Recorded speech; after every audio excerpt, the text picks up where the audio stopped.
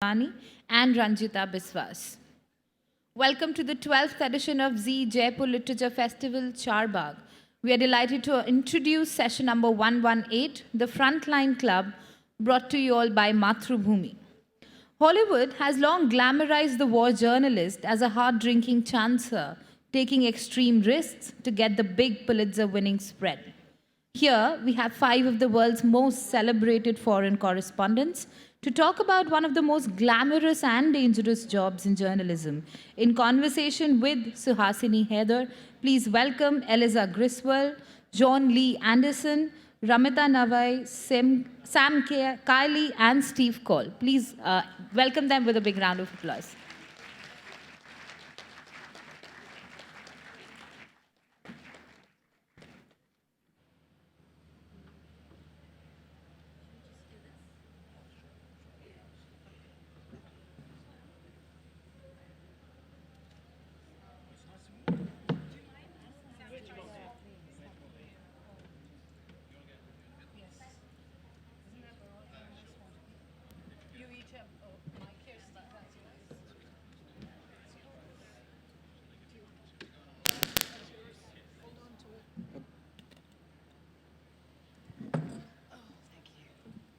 Thank you. Thanks, everyone, for joining us on this Sunday morning for what I always say is my favorite session, the session I look forward to as a journalist every year here at JLF.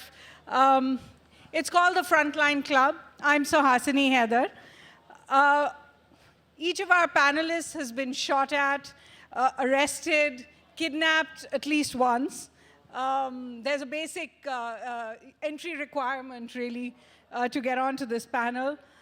It's a panel where a bad day of work really means much more than a missing memo or a boss in a bad mood, and they're going to tell you about it.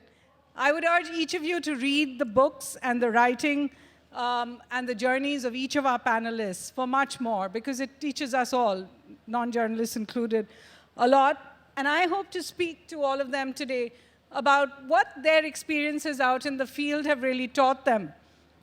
So I'm just going to jump right into it. As you can see, we've got 5 really, really distinguished journalists here today, and I'm hoping to take questions for a little longer at the end. So I want to start with a round maybe talking about the specific examples and what each of our panelists has faced in the field. If I could start with you, Eliza. Weren't expecting that. You've investigated cannibalism. You pretended. I won't ask how many times each of you have met in the field. You've pretended to be the wife of a Mujahideen fighter sitting in the back of a car in Pakistan to get past checkposts.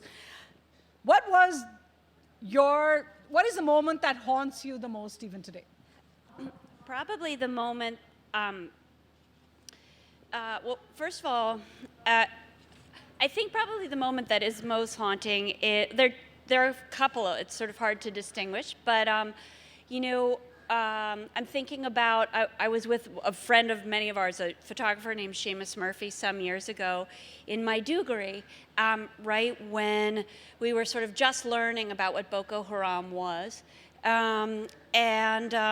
We were just, so often what happens in moments of highest danger, you go from bored to nearly dead so quickly.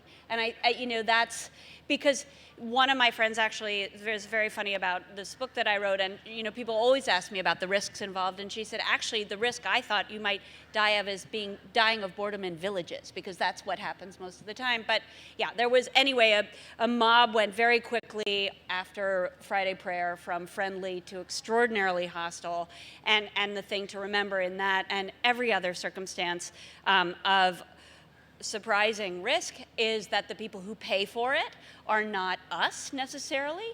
They are our fixers, they are our translators, and what really stays with me isn't a moment of greatest risk necessarily, but it's a moment of being arrested in Pakistan, in Waziristan, with a colleague who was a Newsweek journalist who, as a result of my decision, spent 6 weeks in a tribal prison. This is Sami Yousafzai. That's Sami Yousafzai, yeah. And so he was punished for decisions that I made, and that that stays with me. Yeah, I mean, what was really going through your mind at the time? Did you want to just go there and try to physically, work to free him? What was what you were really thinking? It was complicated, and there are probably things that I just for. It was very messy, and so I would speak generally about it.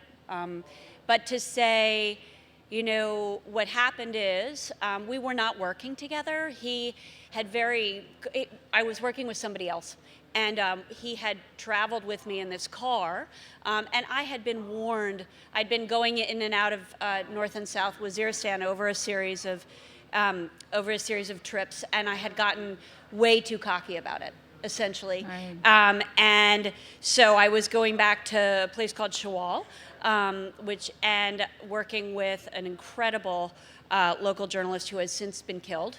Hayatullah. Hayatullah Khan, who is just a remarkable, heroic man in every possible way. Identified some of the first scraps of Hellfire missiles shot into Afghanistan, shot into Waziristan and publicized them. Just remarkable human. So Sammy and I were in a car together leaving Hayatullah's house, and we were pulled over by military intelligence when we crossed over the border into Pakistan. And we were separated and, blindfolded and put into cars and handcuffed, gun to the head, all of what one would say. And military intelligence said the things they say about, I hope you enjoyed having a family because you're not going to see them in your underground prison in Islamabad again. And then I was taken to an airstrip and released. I was meeting with the U.S. ambassador the next day, so I just kept saying, if I don't show up for that meeting, this is going to really escalate. And so then I was instructed that until I left the country, Sammy would not be released. So that my ongoing presence in the country was a danger to him. Wow. And now, with the benefit of hindsight, that was not true. I should have stayed and made a stink. But at that point, being relatively young in my career and thinking that I was being told the truth, that's what I did. Wow. And there were other people involved. There was a Wazir family who I'm very close with. I'd been staying in their house. They work for the government. And as much as I was concerned about Sammy, I was concerned about what would happen to them as well. Certainly, and that's a lot to carry around when you're carrying around your own thoughts, your own stories, and your family's back home. Sam, I read a piece where you spoke about being abducted in Iraq, and one of the phrases, excuse me, that stood out is where you said, "In my own mind, I was already dead." Tell me how that feels. What was going through your mind? Well, it was a very bad day at work. I'm a kind of old, cynical old man, and have been this way since I was born. So I'm not terribly usually motivated or interested in how journalists feel about their coverage or what it does to us. And I think I probably share that view with. Yeah, our job is to go out into the world and report on other people's lives and accept that there's going to be some scar tissue and damage. And if you don't suffer that, then you're probably a psychopath. One exception to that was it's a bit of a long story, and I don't actually enjoy telling it, but I was abducted, taken away into the desert, put on my knees, and was going to be executed. And my cameraman, Nick Hughes, didn't want to die on his knees, and so he jogged away, and the guys who were going to shoot me shot at him, and they went through his clothing and missed him. He turned around, put his hands in the air, and smiled. And they freaked out and told us to get lost, having taken $20,000 in cash. So which you I think freaked cheered them them out, in a sense. Well, they just all kind of panicked. I don't quite know why we didn't die, but I knew I was going to die. It wasn't in any doubt. There was a guy with a gun in the back of my head, and his finger was closing on the trigger. So I took leave of this existence, and it's quite a different experience coming back to life after that. And you get PTSD, which is a very unpleasant injury, and basically turns somebody who's already a bit of an asshole into a terrible one. That takes a number of years to get over. I was actually cured of it by spending 6 months being shot to ribbons in Helmand with the British Airborne Brigade, because I was doing what I wanted to do. So the cure is worse than the illness in a No, sense. I don't know what the cure is, but what it does do is strip away your sense of self. You know, the reason I asked that, and sorry to do this journalist question of how do you feel, but the reason I ask is because a lot of journalists I meet in the field who have been through these near-death experiences end up talking about, you know, the fear and trauma and PTSD, but also a certain sheepishness, a certain feeling that it was very stupid of me to have been there in the first place. Did you feel a little sheepish? I think we've all been in situations, and especially, I mean, when you're young and you're dumb and you're full of vigor and anxiety to prove yourself, but also look into the belly of the beast, and it's all very experiential. If you're smart, you learn pretty fast to avoid getting yourself into a terrible pickle. And so later on in my career, I've certainly, not just in that circumstance, but I managed to get myself shot on one occasion. And you know, if you get pinned down in a trench, you can't file. If you're dead, you can't file.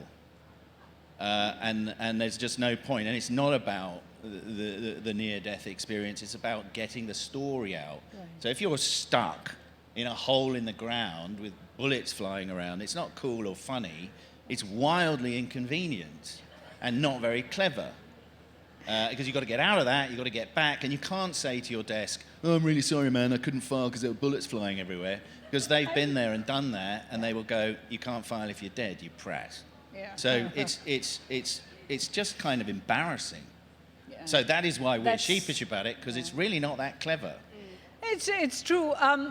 John, in your book Guerrillas, but of course you've been into every dark part of the world, but you've written about Mujahideen, you've written about the Karen in Burma, El Salvador. Is there a sameness to the dangers that journalists face around the world? As in, there's always a government force that's looking to shut you down or only get positive stories out of you. There's always a militia or an anti-government group that's trying to get you to tell their story. And if you don't do it the right way, you're in danger again. Is there a sameness to the danger you faced?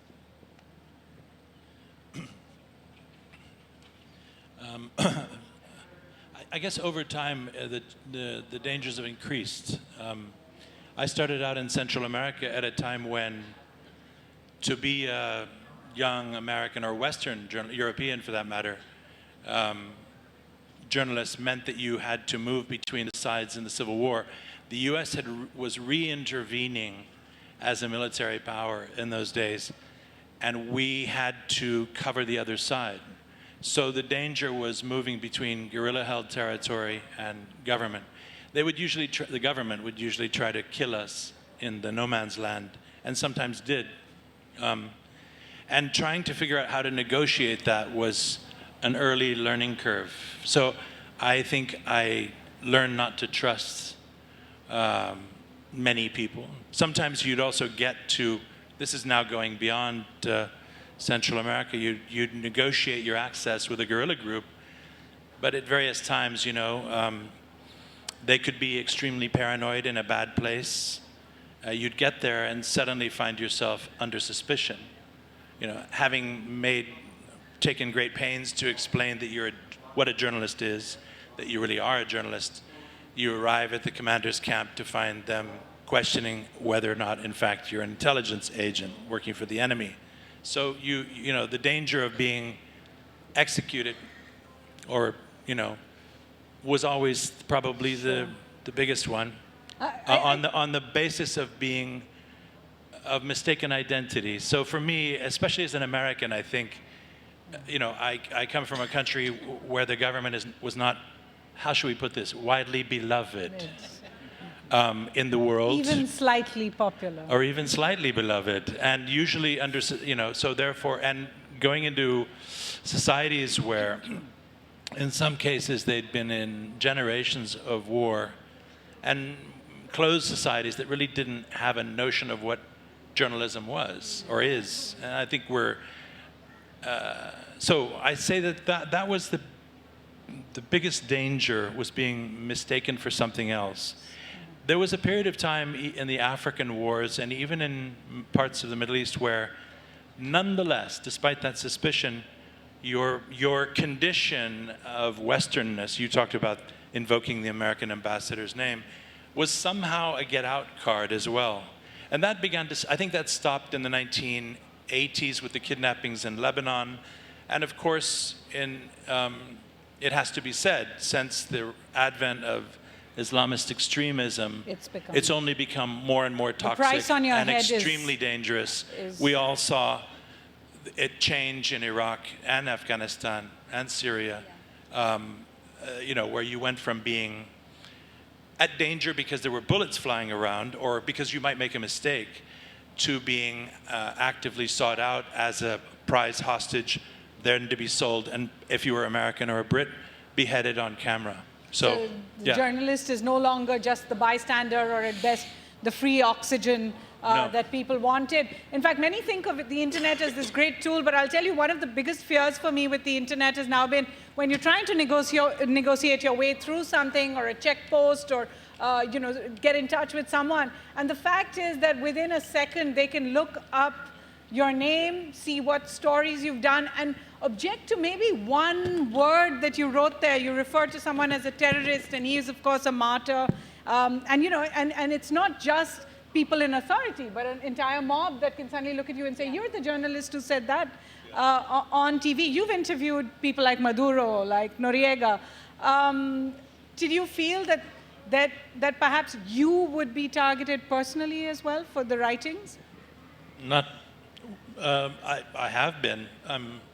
There's no question about it. The danger is not in interviewing questionable or dodgy leaders. You know, it's negotiating access with people in the field who are active belligerents in a war. You know, getting an interview with a drug lord is much more dangerous than interviewing, you know, a questionable dictator. You know, there's, as you know, as we all know, there's all kinds of pressures put on you when you negotiate access. Some people don't get it quite right, and when you're young, you can make mistakes. Once upon a time, all insurgent groups, growing up, that's all I wanted to do, was see all the wars in the world. I would spin the globe and say, look, there's 40 wars. I can go to all of them. And if you talk to enough colleagues, you could find out where their political front people were. The Maoist Shining Path guerrillas of Peru had their political front in Belgium. The Angolan UNITA guerrillas had theirs in Washington, D.C., 3 blocks from the White House, because they were funding them, etc. The Khmer Rouge had front people in places. So you could, you know, young journalists often ask, how did you get from here to there, you know? And the ABCs are, at the beginning, are the great mystery to all of us, but in fact, there's an explanation to most of it. But I forget where I was going with this, but the point is that before the internet, and I know we said we weren't going to talk about technology, but only this one thing. Before the internet, it's not just the risks that you talk about, it's also the fact that before the internet, guerrilla groups, let's say, the Shining Path, the Khmer Rouge, the Mujahideen, they needed some outside person to carry out their story. Not all did. Some were always xenophobic and hostile, too ideological, too extreme, but many did allow journalists in under the premise that they would somehow tell an impartial story. Of course, to the other side, that meant that you were their propagandist. But with the advent of the iPhone and the internet, they don't really need us anymore. So again, going back to the dangers today, all a terrorist group or a terrorist really needs is an iPhone, a knife, and a hostage. Yep. Preferably, you know? And that's from the one of danger the developed to us. world countries. So we're both more powerful and more vulnerable than we ever were, and somehow more irrelevant too, depending on the venue you're in. That's a very important point. Ramita, there's this moment in your Frontline PBS documentary on Undercover in Syria, where as a journalist, I suddenly remember holding myself. And that's when you're inside this flat, and there's Assad loyalist militia going door to door, knocking on the door. Why don't you describe the scene to us? And also tell me just really what you were thinking at that moment, because you were stuck inside that flat as they went around. I was thinking, oh shit, is what I was thinking. This is a fully PG-13 session. We got stuck in a safe house in Syria as the town that we were in, Madaya, was besieged by Assad's men. And we were with 3 activists, 3 rebels who were wanted men. They were on a blacklist. And we could hear, so for 3 days, we were stuck and we were surrounded. Our building was surrounded by Assad's armed men. And finally, on the 3rd day, the Shabiha raided the street, and we could hear them getting closer and closer, smashing down doors. We could hear screaming. They were beating people up and taking them away until they got to our building. And the 3 activists, and this is Eliza, when you said, at this point, I was sitting with my colleague, our cameraman, I was the reporter, and the 3 activists had hidden in this, you saw it in the documentary, in this attic cupboard. And we sat opposite the door, far away enough for us not to be battered when they battered down the door, holding up our British passports. But, as you were saying, Eliza, what we were scared about, the worst that we were going to get was a beating. But if they'd have found the 3 guys, the 3 activists, they would have disappeared, they would have been killed. And that's all that was really going through our heads, is that, whatever we do, we have to make sure, we have to keep these guys safe. We have to make sure that we create enough diversion for them to just take us and not, do a full search of the house.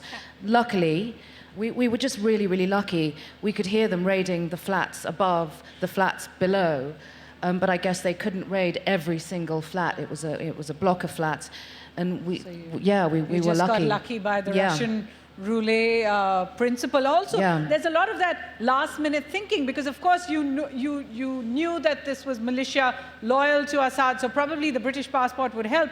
What if it had been the Jabhat? What if it had been an ISIS-affiliated group and you were holding this British passport up? I don't think that would have helped. Steve, I did actually write this piece a few weeks ago about journalists I knew who subsequently died, and then I read a line by you in one of your essays where you said, I shook hands with several people who subsequently exploded. Does that stay with you, the idea that the law of averages is just going to catch up, given the amount of time you spend in these dangerous places? Really good line. And he adds, I shook hands with a lot of people who subsequently exploded, no causality whatsoever. No, I was just, thinking about this, listening to the others. I guess in my experience, there's a difference between what's dangerous and what's painful. The dangerous stuff you learn to manage, hopefully. It helps to be young and dumb, and it helps to learn early so that you don't endanger others or yourself unnecessarily. And I think everyone who's still around doing this work after a while has figured out how to school themselves about that sort of thing. And I don't find managing things that are risky personally traumatic, because it's kind of the job. It can be anxiety producing in the moment, but it doesn't sort of stay. What stays is when the work strips away your own pretensions somehow. I'm not a big missionary when I'm out doing this kind of work. I feel like it's work that I believe in. I want to do it. I want to do it with integrity, but I don't want to convince myself that the world is going to benefit from this work. I just want to do the work with integrity, hope that somehow it makes a contribution, and concentrate on what I can control. But even that pretension can get stripped away sometimes. I remember the thing that my PTSD would be like, once I was in Kabul and I was covering civilian casualties because of shelling. So I was going around, and just wherever a mortar would land, I would interview the people who were killed or wounded, and then I would go to the hospitals and I would talk to people who were recovering from their wounds. And I was you know, as a young father, I had kids under 5, and I interviewed a 4-year-old with his family present in a hospital, and he died in the middle of the interview. And the family's experience and my presence there, you know, it was just so painful. Like, what am I doing here in the midst of this grief? And what pretense gives me the right to be at this bedside trying to get a 4-year-old to describe the soccer game he was playing when the mortar shell came in? And I couldn't work for 24 hours. And that's the only time I've ever felt paralyzed. And because I thought, like, the whole pretense of this work just doesn't cut it. I just don't believe in it. And, you know, so that, there's maybe, you know, 5 or 6 things like that that have really stuck with me that I find very painful, but they don't have to do with the bang bang. You know, they have to do with your own interior relationship with what you're doing. I think what each of our panelists has made very clear is that the personal danger they have felt may have been one of the tough experiences for them, but the much larger danger is all they see around them and the people who are hurt in their presence. John, you wrote this piece where you talked about the fact that, you know, today everybody can take a cell phone and take pictures of a wrong or an injustice, and they think they're really empowered because they can do that as journalists. And then you write, does bearing witness to a tragedy that cannot or will not be prevented have any purpose other than to record the memory? So the question, you know, from what Steve was saying is, in the long run, is it worth it? Well, yeah, I mean, I wrote that not that long ago, actually, in trying to ponder, someone we all knew, Marie Colvin, who was killed in Syria, and I found myself trying to write a kind of review of a friend's book about her. And of course, she's been in movies and, you know, represented in a lot of different ways. And I was trying to recall our encounters and my thoughts about this profession.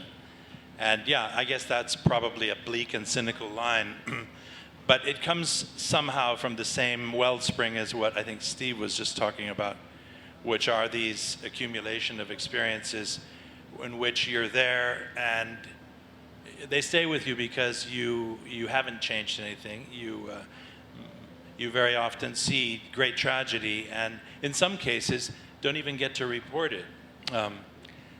I stumbled across a massacre when I was very young in Uganda and found people still dying in the village. And I had a photographer with me, and one of the most haunting experiences I can recall in my life is finding a woman who was as old as my grandmother, stark naked, dying in the sun, and standing there while her children arrived back from the swamp where they'd been hiding all night from the massacrers and saw her with me, and then going hut through hut, finding people in various stages of death, and in some cases still dying. And I felt that this was because I had seen it, I had witnessed it, that this was, of course, incredibly important, that I had to report it. Can you imagine that with my friend's photographs and my first-hand witness account, we could interest even a wire agency in this story? No. It was never reported. That massacre does not exist because before Rwanda, where Sam has been, and before Nelson Mandela got out of prison, Africa was the unwritten continent. Things happened there, and nobody cared. I say that with not too much bitterness. It's a kind of, that's just the way it was. After those events, the West, our world, the editors sort of took notice of Africa. I'm making a kind of sweeping statement here, but it's largely true. If you look at newsprint before and after. So this was in 1986. Nobody gave a damn. Sure. And so that always stayed with me. And I think probably the pain of some of those experiences and others are the ones that make me wonder, in the end, if it's... You know, we now live in a world where there's ISIS and wars occur and ravage countries for decades, and we're all out there. There's not that many of us, but it's being chronicled, it's being photographed, it's being filmed. We try to move people at the best of times, I think. Sometimes I think I've had the pretension in writing a particular line about something I've seen is that my greatest pretension, I think, is in wanting to make the passive reader back home, wherever they are, feel, smell exactly and see exactly what I felt and smelled. And if I felt terrible, if I felt pain, if I wept, I want them to as well. Yeah. That's the biggest pretension and the greatest pretension I can possibly have. But in the end, too, what does it do? Do they all then immediately set about writing letters to their congressman to halt the war, or come up with a different policy?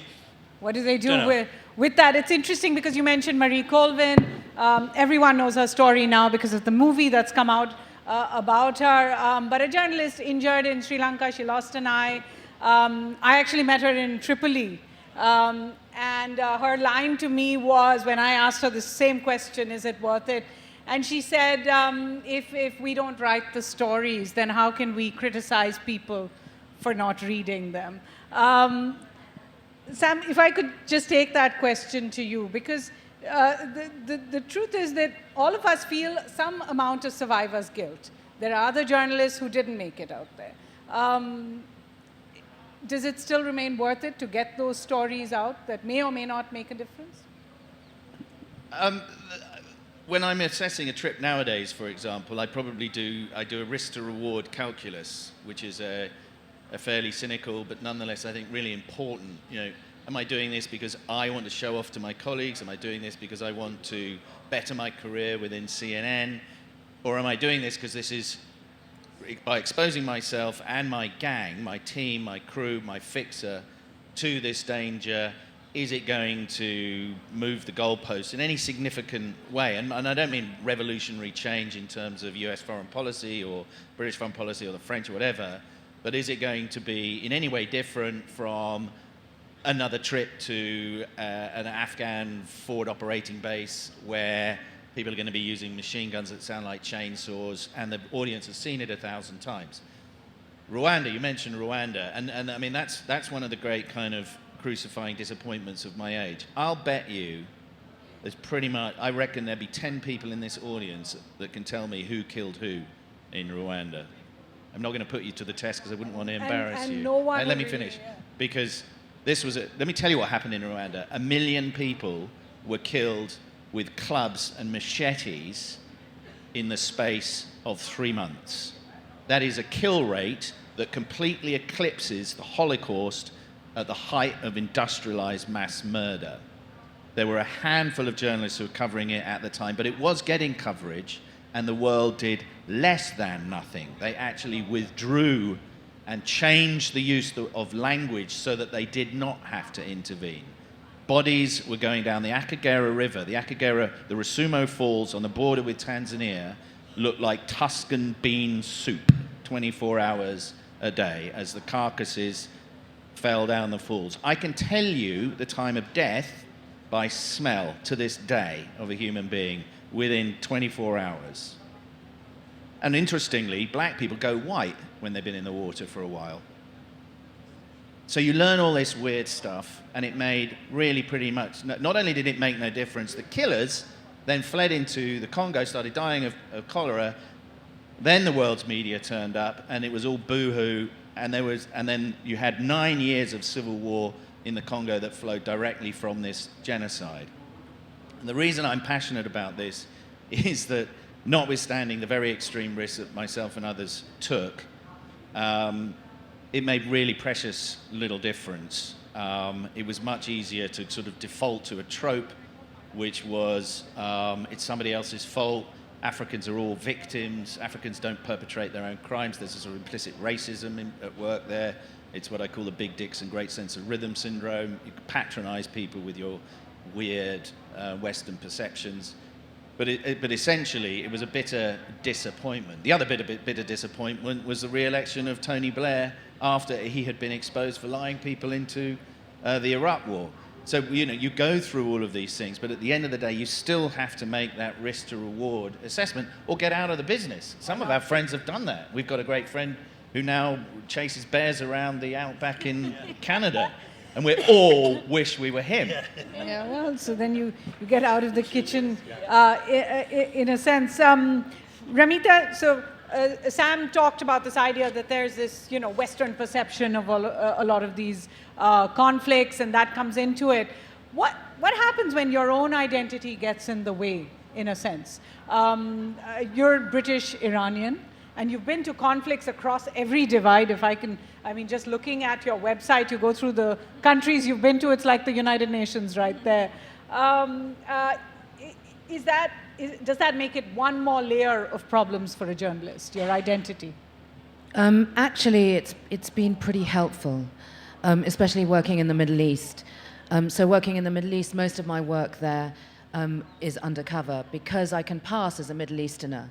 This was especially useful in one of the last films I made was about the Shia militia in Iraq. And Shia militia abuses. So Shia militia were arresting thousands, and thousands still are being held in secret prisons across Iraq, and this is the story we wanted to do, and it was a really hard story to do. But I also wanted to investigate Iranian involvement in Iranian funding in Shia militias in Iraq. And my Iranian heritage was really helpful. Not so helpful when I was with the Sunnis, but when I was embedded with the Shia militias, I got a lot of information from speaking Persian. And speaking Persian to these militias who totally opened up to me in a way they wouldn't have opened up to a Western journalist. And they became really loose-lipped. And we got some great stuff on camera about militias not only being funded by Iran working in Iraq, but also being sent to Syria. And this was a couple of years ago when this stuff hadn't really come out. So for me, it's been very helpful in the Middle East. Not so helpful when I've returned to Iran. So actually after the Syria documentary you mentioned, the first trip I did returning to Iran, I was immediately arrested at the airport, and the Iranians who had heavily monitored me when I was working there had seen both versions of the documentary I made in Syria, and they threatened me. Basically said, if you go back to Syria, there'll be trouble, and you certainly can never come back to Iran. Wow, and does that stop you from going back? That did stop me from going back to Syria, because I needed to go back to Iran to write my book. And you have to decide which is that last trip that you want to do. And where I think Eliza writes about that as well, where you said that I knew that I would not go back to Pakistan in a sense after Sami had been arrested. Eliza, there's another part to the identity, and that's the identity of a woman journalist. And John spoke about the fact that journalists are no longer just bystanders who might help out with a cause. They are also targets. And then as a woman journalist, we were talking just now, Christiane Amanpour was once interviewed just before, I think she was expecting a child, and she was asked about Sarajevo and going back. And she said something like, I'll find out from the Baby Bjorn people if they make, special sort of kits for kids. She meant it without realizing really what it means to bring a child into the world. And she has said that subsequently. You were pregnant in Afghanistan, going to Jalalabad because you didn't think you could get authentic resources just in Kabul. What were you thinking? About getting the resources. I had the remarkable privilege of doing this unusual project about collecting Afghan women's folk poetry. It's called Lande. They're called Lande, and they're just remarkable. One of my favorites is when sisters sit together, they're always praising their brothers. When brothers sit together, they're selling their sisters to others. So, and they're, they're about 40,000 in circulation. They're millennia old. They were probably a form of communication as Indo-Aryan caravans came throughout the region. And they're akin to the Vedas, to the slokas in the Vedas, the couplets. They're just remarkable. And what they really do is explode any facile notion anybody might have that a woman wearing a burqa is a mute blue ghost. Because another one is it really PG-13? How serious Yes, are we? yes, Go on. Making love to an old man is like fucking a withered cornstalk blackened by fungus. Good Lord. So I'm never going to get old. they are, and one of the reasons these poems can be shared is that they are collective. These are, so nobody owns that, right? So there's no punishment for saying it, yet it speaks widely to a woman's experience. They've been shared mouth to mouth, ear to ear, forever.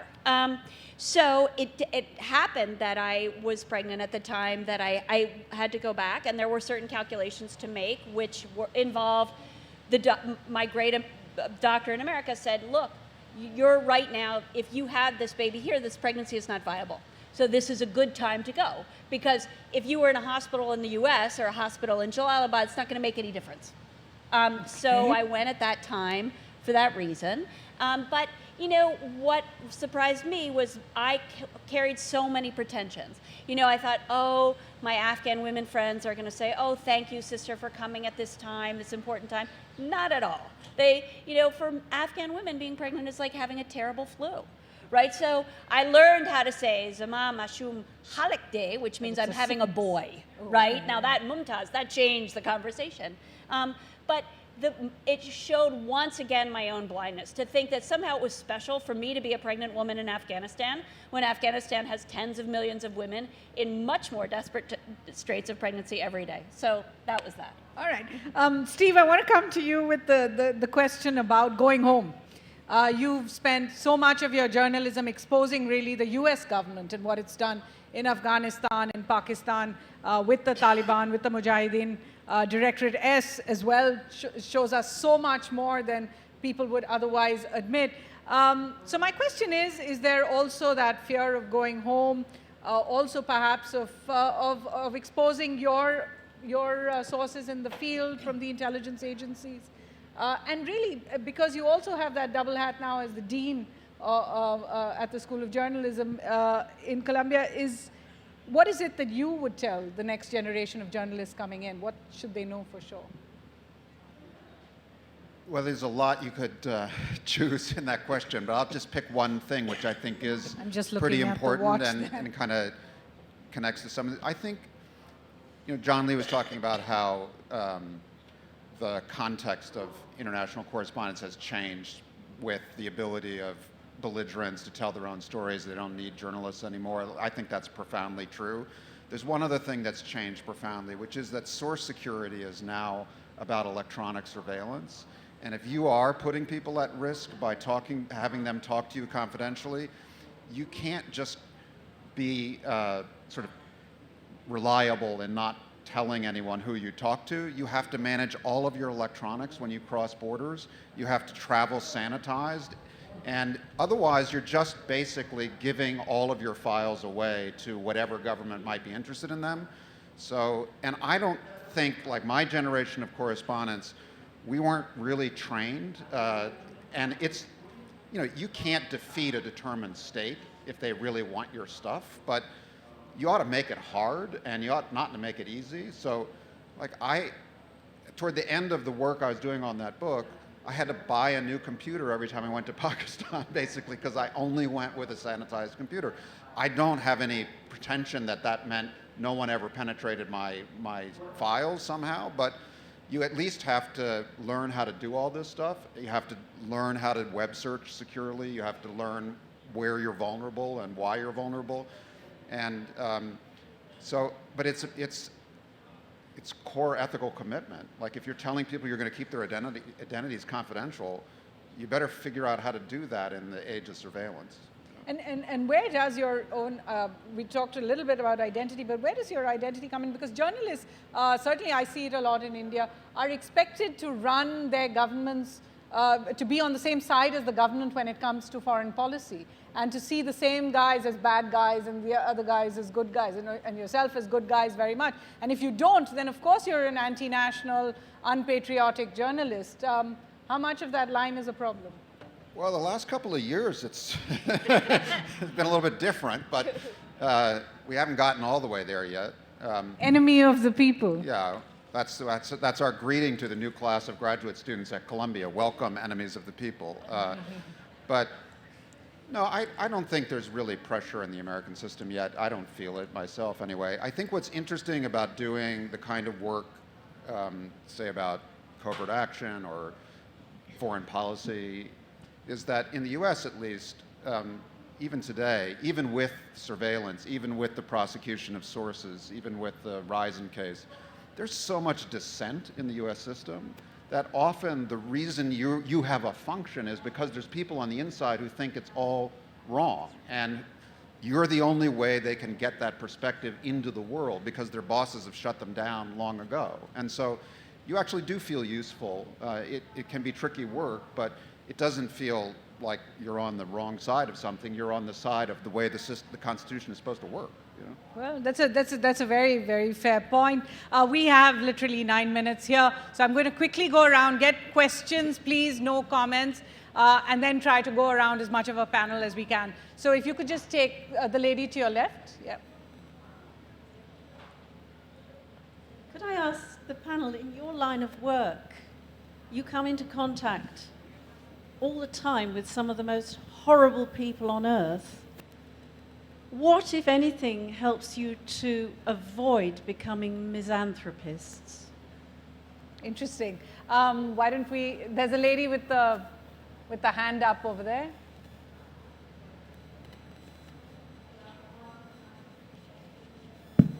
Hi, this question's to all the panelists. Could you speak about some big disillusionments you've had? Like, what are some beliefs you held about the world that were broken down afterward?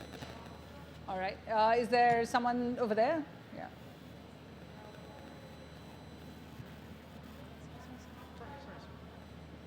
Thanks. You've all spoken about the dangers of foreign reporting, but I wonder if you could say something just briefly about the dangers now, maybe new dangers of domestic reporting, which I think in this country is worth thinking about, as well as others. All right.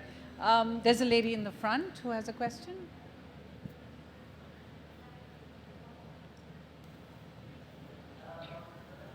Well, similar to the first question that you asked, you come in contact with a lot of horrible people, like you know, so, and a lot of terrorist propaganda also, I'm pretty sure. And so what kind of, how did you judge when to report in an unbiased manner? When did you consider the story of the terrorist? Or do you, in fact, consider the point of view of the terrorist when you report? Do you even interview a terrorist anymore? That's a question asked a lot. Do you consider that point of view? Let's just go to this gentleman here in the front, and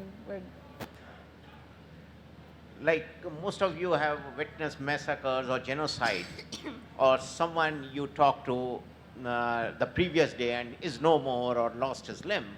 Has it really changed you as a person, permanently hardened you or shattered you, or the way you believe in? All right. I'm not going to keep up. We better start. Okay, yeah.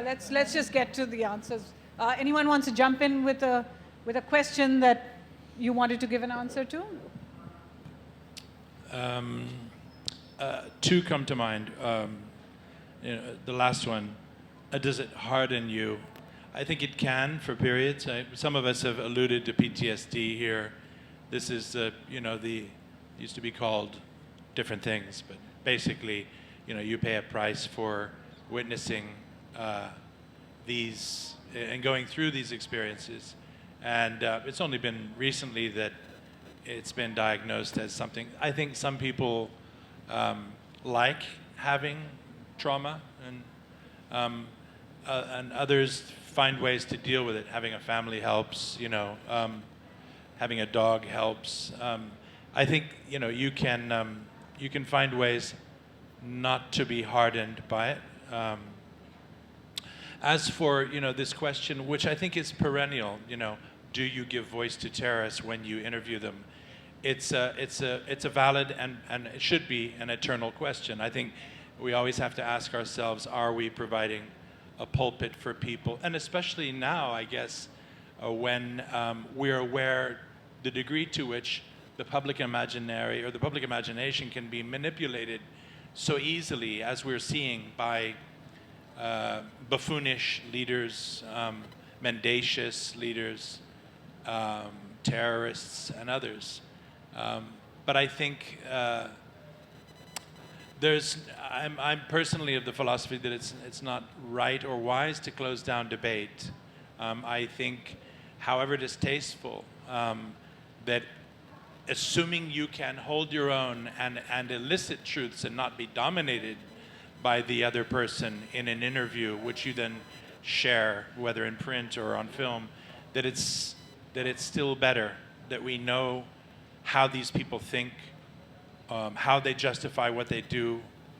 And it's our job, or maybe it's, society's job, to maintain the moral frameworks that can resist them or strengthen themselves in ways that resist their siren call to violence or worse.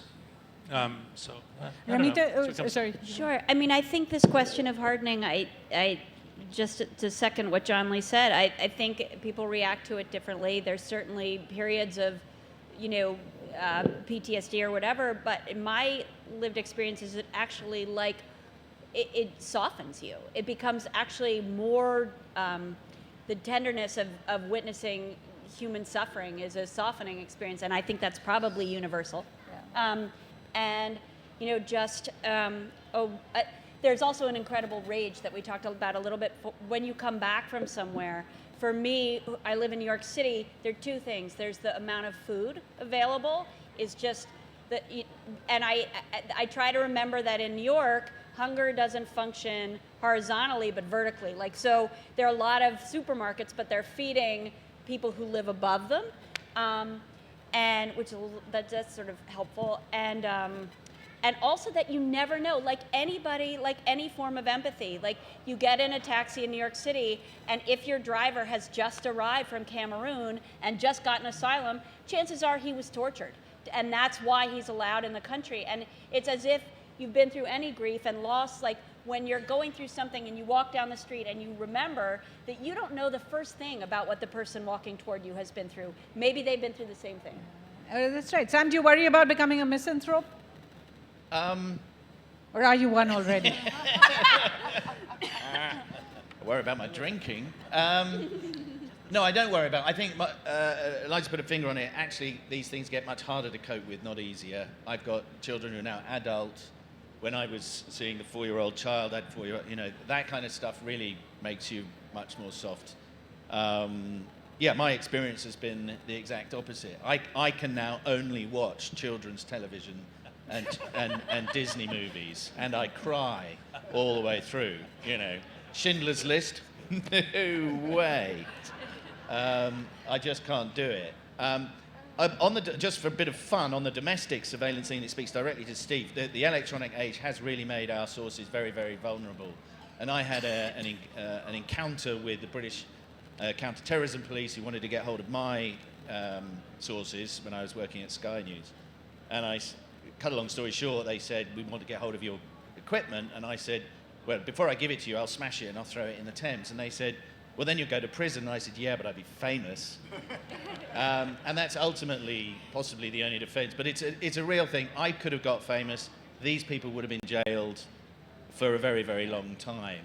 And it's protecting people that we work with, I think, that is sure. Really the biggest burden when we've been talking about all of this that we carry. And becoming a misanthrope, I think if we were misanthropic, we would have given up. Right. You care about people. The Netflix bio doesn't quite cut it in the same way. Steve, do you have any thoughts about the questions? Well, I think just the interviewing militants or terrorists, of course, one person's terrorist is another's freedom fighter, but I just... not post 9/11. Just to add to John's very good list of why we do it, there's also discovery. I remember how all of these wars and rebellions are very, very complicated, and they're always shifting. And if you don't go out and talk to the other side, you're not going to understand what's happening. I remember when I was posted here as a young correspondent, there was the Uprising in Kashmir in 1989 and 1990, and that was a big story for us. And we would go up there, and the militants basically controlled downtown Srinagar, certainly during the day. And the methodology was you'd get on a bicycle, you'd go to a tea stall, and you'd say, I want to see the boys. And if you didn't talk to them, this was the days of the Jammu Kashmir Liberation Front, And what was happening is that they were being eviscerated by Hizbul Mujahideen with ISI support. And the only way you could really understand what was happening was to walk around and talk to everyone who had a gun and say, what's going on? Who are your leaders? What are you trying to accomplish? Where are your supplies coming from? And, you know, international correspondents were probably the only ones who could really do that in an effective way. So I always felt like, you know, this isn't about giving voice to bad people. It's about the function of reporting, which you're discovering what's really going on and then let other people figure out what to do about it. Getting 360. Ramita, do you want to address the one on reporting in your own countries now and how hard that is? I see we've run out of time, Yeah. so actually I'll tell you what I'll end on. I think it's quite nice to end on Marie. We were talking about, I was doing one of these panels with Marie, and we were asked, how do you cope with witnessing all the things that you witness?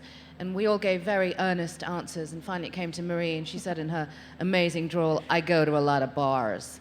So I think we should end on that note. I think we should all go get a drink at the end of this. But thanks so much. You've been a great audience and a great panel. Thank you. We would like to thank the panelists and Mathrubhumi for this enriching session.